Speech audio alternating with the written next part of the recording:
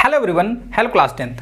तो आज के वीडियो का जो टॉपिक है ग्राफीय विधि से समीकरण का हल कैसे ज्ञात करें ग्राफ में। ठीक है, अब यहाँ पे जो मेरा क्वेश्चन है ना, x minus 2y plus 3 is equal to 0, 2x plus y minus 4 is equal to 0। दो समीकरण दिया हुआ है, कैसे करना है, क्या करना है, चलिए यहाँ पे देखते हैं। सबसे पहला कंडीशन, क्वेश्चन को लिखना है।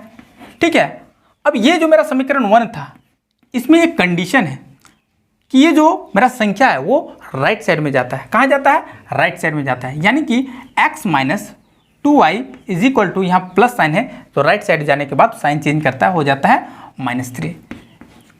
क्लियर? अब यहाँ पे इन एनी कंडीशन हमको x या y का वैल्यू ज्ञात करना पड़ता है। ठीक है, इस कंडीशन में हम, क्योंकि x के साथ कोई संख्या गुना का फॉर्म में नहीं है तो हम x लेंगे, ये मेरे लिए सिंपल होगा। तो यहाँ हो जाएगा -3 और यहाँ -2 है, यहाँ क्या हो जाएगा +2y। इस तरह से हमें x का मान मिल गया है, यानी कि x का जो वैल्यू निकल के आया है -3 + 2y। सेकेंड कंडीशन, यहाँ पे जो समीकरण 1 का है, यहाँ पे एक बॉक्स हमको बना लेना है। क्या बना लेना है? इस तरह से हमको बॉक्स बना लेना है।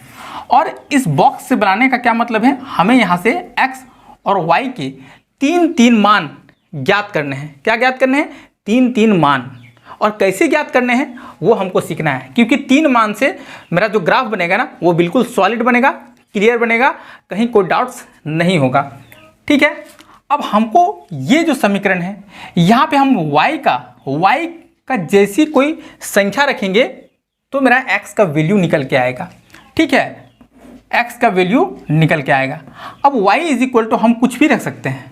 ठीक है, हम यहाँ पे y इज इक्वल टू यदि 2 पुट करते हैं, y के बराबर 2 पुट करते हैं, तो यहाँ पे हम समीकरण को सॉल्व करके चेक करते हैं। -3 + 2, और क्योंकि ये किस साइन में है, ये मल्टीप्लाई का साइन में है, तो इंटू क्या हो जाएगा 0, और -3 प्लस क्या हो जाएगा 2 × 0 इज इक्वल टू 0, और मेरा जो वैल्यू निकल के आएगा -3, यानी कि यहाँ पे अब हम x इज इक्वल टू कितना निकल के आया, मेरा -3 निकल के आया सर। क्लियर कंडीशन है। फिर से हमको अगेन यहाँ पे y की जगह फिर से कोई एक संख्या लेना है।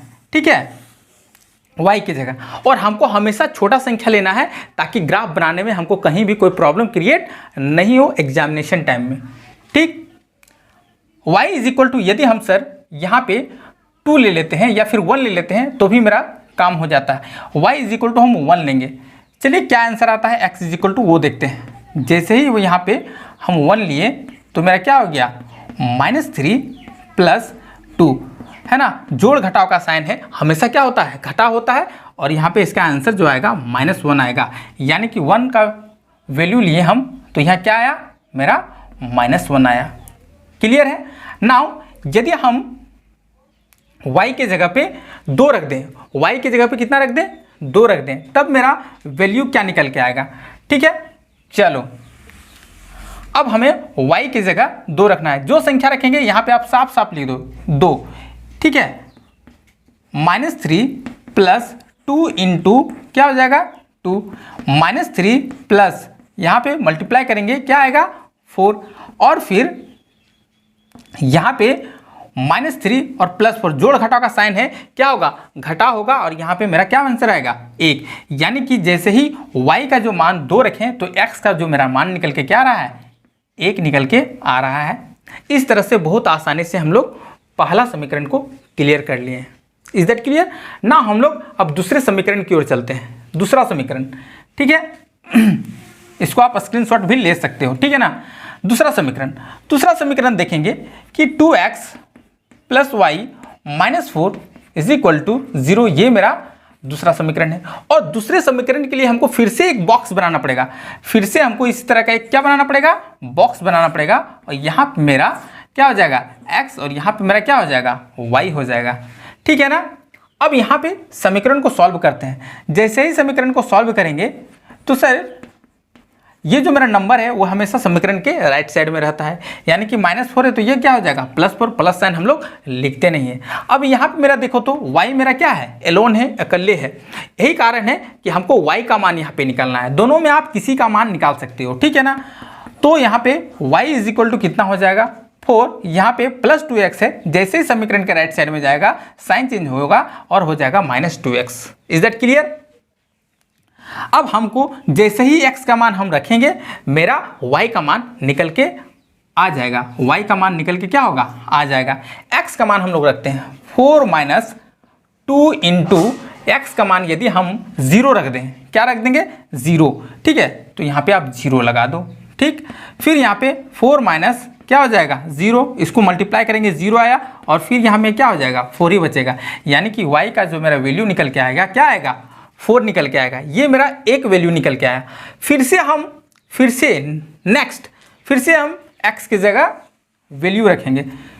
अब x की जगह कौन संख्या रखेंगे, चलिए 1 रख के हम लोग चेक करते हैं। -2 इंटू एक्स की जगह वहाँ पे 1 रख देंगे। x बराबर हमको 1 लेना है, ठीक है, x बराबर 1 लेना है, यानी कि 4 - 2 को 1 से मल्टीप्लाई करेंगे हो जाएगा 2 और 4 में 2 जाएगा कितना बचेगा 2, यानी कि x की जगह यदि हम 1 रखें ना, x की जगह 1 रखे तो मेरा जो y का वैल्यू निकल के आया वो कितना निकल के आया 2 निकल के आया। क्लियर है? अब हम आगे बढ़ते हैं, ठीक है। अच्छा यहाँ क्या बचा था, यहाँ बचा था 4 - 2x, ठीक है।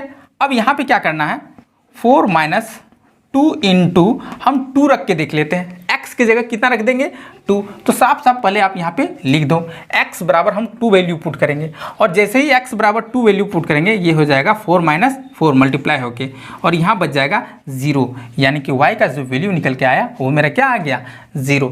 कुछ नहीं करना है, अब इससे मेरा ग्राफ बन जाएगा, इससे मेरा क्या बन जाएगा ग्राफ। चलिए हम यहाँ पे एक ग्राफ बनाते हैं, ठीक है ना।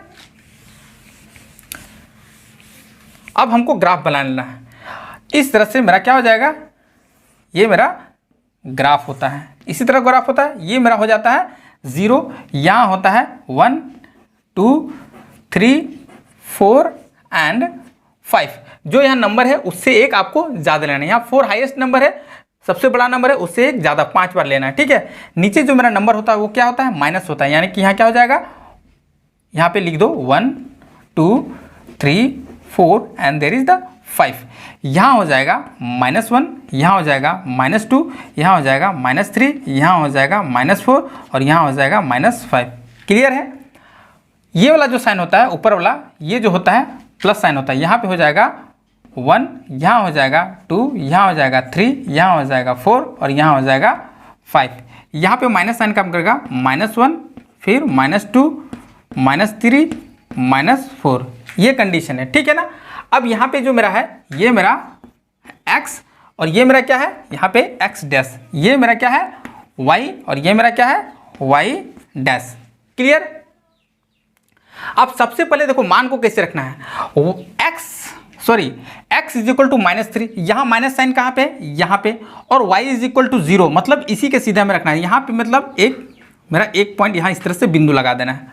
फिर हम लोग आगे बढ़ेंगे, x इज इक्वल टू -1, चलिए हम लोग -1 में जाते हैं और y का जो वैल्यू है 1 आता है, मतलब ये इसके सीधा में आएगा और ये इसके सीधा में, यहाँ पे एक बिंदु लगा देना है इसके सीधा में और इसके सीधा में, ठीक है।